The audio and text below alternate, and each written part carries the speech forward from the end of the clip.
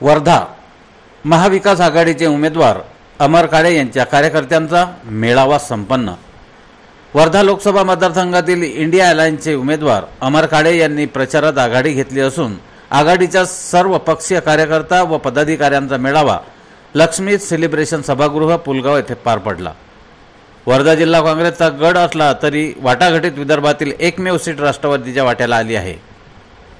मी काँग्रेसचा असलो तरी शरद पवारांच्या आग्रहाला मान देऊन मी राष्ट्रवादीतर्फे उभा आहे। वेळ आणि पैसा नाही, निवडणूक चिन्ह नवीन आहे। अशा कठीण अवस्थेत मतदारसंघातील 2000 गावातील मतदारांपर्यंत चिन्ह पोहोचण्याची मोठी जबाबदारी आहे। त्यामुळे कार्यकर्त्यांनी कामाला सुरुवात करावी असे अमर काळे यांनी साथ घातली। कार्यक्रमामध्ये अध्यक्षस्थानी देवडी पुलगाव मतदारसंघाचे आमदार रणजित कांबळे होते। त्यांनी आपल्या भाषणात केंद्र सरकारच्या भ्रष्टाचार व जननीतीविरोधी धोरणांवर सडकून टीका केली। अशा भ्रष्ट सरकारला उखडून फेका असे आमदार कांबळे म्हणाले। मंचावर आघाडीतील संभाजी ब्रिगेड काँग्रेस, राष्ट्रवादी काँग्रेस, आम आदमी पार्टी, शिवसेना आदी पक्षांचे जिल्हा पदाधिकारी उपस्थित होते। काँग्रेस अध्यक्ष चांदूरकर, रमेश सावरकर, आशिष पांडे, मनीष साहू यांच्यासह अनेक वक्त्यांनी विचार मांडले। कार्यक्रमाचे संचालन अश्विन शहा यांनी केले। मेळाव्यात कार्यकर्त्यांनी मोठी गर्दी केली होती। वेळेअभावी अनेक वक्त्यांनी आपले विचार काही मिनिटातच मांडले तर अनेकांना बोलता सुद्धा आले नसल्याने त्यांचा हिरमोड झाला। किरण उपाध्याय, जिल्हा प्रतिनिधी, IB7 न्यूज, वर्धा। 10,000 आपल्याला कितके फायदे आपण देऊ शकत। आता यांच्यामध्ये 6,600 कोटीचे बॉन्ड ते बीजेपीला दिले आणि जेव्हा अमित शहाला विचारलं इतके पैसे कसं मिळले तेव्हा आमच्याकडे खासदार तितक्या म्हणून नव्याने दिलं। पण यांच्यामध्ये आपल्याला माहिती निश्चित होती की जे या आमदार हे बीजेपी मध्ये ज्यांच्यावर ईडीचे केसेस गेले 23 लोकप्रतिनिधींवर केसेस त्यांनी काढून टाकले। पण सर्वात खास भुजबळच आहे, त्यांनी कोर्टमध्ये जाऊन सांगितलं मला केस मागे घ्यायला यासाठी कागदपत्र भेटून नाही राहिले। जे माणसाला त्यांनी 2 वर्ष जेलमध्ये ठेवलं आणि बेलवर निघालं त्यांचे कागदपत्र कसं गायब झाले हे मला खरोखरी आश्चर्यच वाटतं।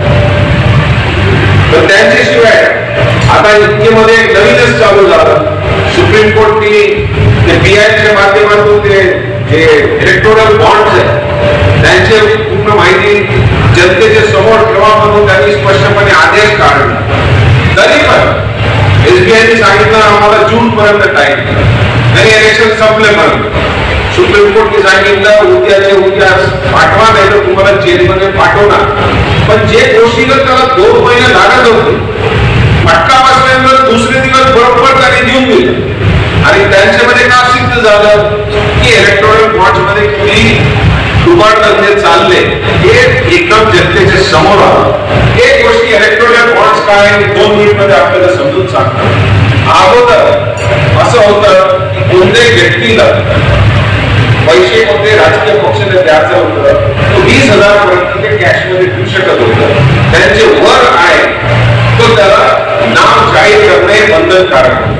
कोणत्याही कंपनीला द्यायचा तो ज्या कंपनी 3 वर्ष सतत प्रॉफिट मध्ये आहे। मला वर्धा लोकसभा मतदारसंघामध्ये तुतारी चिन्ह उभं राहिलं पाहिजे। त्यानंतर या सर्व घडामोडी होऊन गेल्या आणि राष्ट्रवादी पक्षाच्या तुतारी वाजवणारा माणूस या चिन्हावर आज या ठिकाणी मला उभं राहावं। अनेक लोकांचं मत होतं की पंच सोडायला नको होतं, पक्ष सोडायला नको होता, परंतु या ठिकाणी सर्व लोकांना सांगून इच्छितो की ही राष्ट्रवादी काँग्रेस पक्षाची जी उमेदवारी या ठिकाणी जी घेतली आहे ती काँग्रेस पक्षाच्या सर्व नेत्यांसोबत चर्चा करून त्यांची संमती घेऊन घेतली आणि आमच्या नेत्यांनी सुद्धा आम्हाला हे सांगितलं काँग्रेसच्या की ज्या वेळेला राहुलजींच्या सोबत शरदचंद्र पवार साहेबांना काम करायला काही अडचण नाही, शरदचंद्र पवारांसोबत राहुलजींना काम करायला काही अडचण नाही, तर तुम्हाला जिल्ह्यामध्ये ती अडचण का निर्माण होते ते तुम्ही सांगा. त्यामुळे आता आपल्या समोरचं जे ध्येय आहे ते भारतीय जनता पक्षाचं सरकार या देशातून उकळून फेकणं हा आपला एकमेव अजेंडा असला पाहिजे, हा आपला एकमेव ध्येय असला पाहिजे. त्यामुळे जरी वाटाघाटीमध्ये ही सीट जरी राष्ट्रवादी काँग्रेस पक्षाला सुटली असेल तरी तुम्ही राष्ट्रवादी काँग्रेस पक्षाच्या चिन्हावर ही निवडणूक लढली पाहिजे हा आदेश दोन्ही पक्षाच्या नेत्यांकडून झाला आणि त्याच्यानंतर राष्ट्रवादी काँग्रेस पार्टीच्या चिन्हावर निवडणूक लढवण्याचं मी ठरवलं. आणि पवार साहेबांचा मी मनापासून आभार मानतो की 85 वर्षाचे एक संघर्ष योद्धा ज्यांना कॅन्सर झालाय मागच्या काही वर्षापूर्वी ते शरदचंद्र पवार साहेब हे माझा फॉर्म भरण्याकरता 2 तारखेला वर्धेला उपस्थित होते. स्वाध्याय मंदिर पासून तर कलेक्टर ऑफिसपर्यंत पूर्ण उन्हावर पवार साहेब त्या रॅलीमध्ये माझ्यासोबत सहभागी झाले आणि त्यांनी त्यांच्या केवळ उपस्थितीमुळे जो आशीर्वाद मला दिला त्याबद्दल त्यांचं सुद्धा मनापासून मी या ठिकाणी आभार मानतो. नाहीतर इकडे पवार साहेबांची रॅली झाली, देवेंद्र फडणवीस मधातून उठून करून पूर्ण वेळ सुद्धा रॅलीत थांबले नाही, परंतु पवार साहेब पूर्ण वेळ त्या रॅलीमध्ये होते. त्यांचा आशीर्वाद त्या निमित्तानं आपल्या सर्वांना दिला.